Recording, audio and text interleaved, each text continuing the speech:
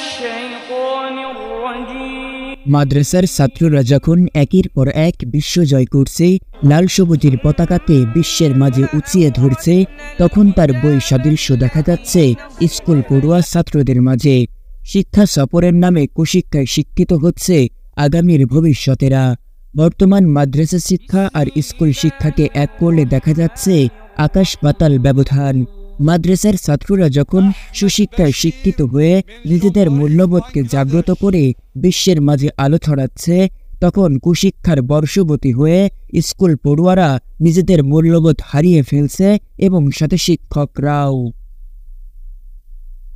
গত 24শে ফেব্রুয়ারি মাদারীপুরের শিবচরের এক স্কুল থেকে শিক্ষা সফরে গিয়ে শিক্ষক ও শিক্ষার্থীরা একত্রে মদ পান করছে, ছাত্র শিক্ষককে মদ ঢেলে দিচ্ছে, আবার শিক্ষকের সামনে শিক্ষার্থীরা ইংলিশ গানের নাচানাচি করছে।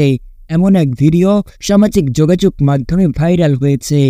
দেখে মনে হচ্ছে এ যেন মূল্যবোধের অবক্ষয়ের চরম পর্যায়।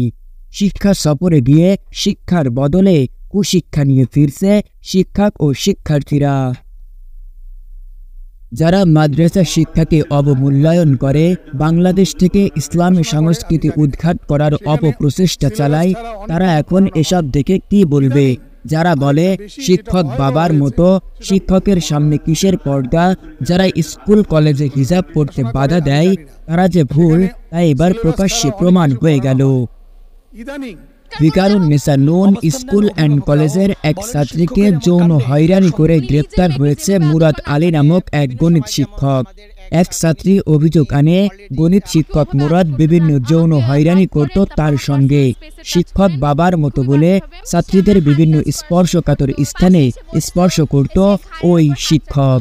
একদিন সে হঠাৎ করে আমাকে তার ল্যাপটপ দেখায়, ল্যাপটপে পর্ন ছিল। টান দিয়ে আমার মাস্ক খুলে সে আমাকে লিপ কিস করছে জোর করে, ড্রেসের পিছন থেকে ড্রেসের ভিতর থেকে। যারা বলতো শিক্ষক বাবার মতো, তার সামনে কিসের পর্দা, তারা যে ভুল বলতো তা এবার চোখে আঙ্গুল দিয়ে দেখানোর মতো হলো।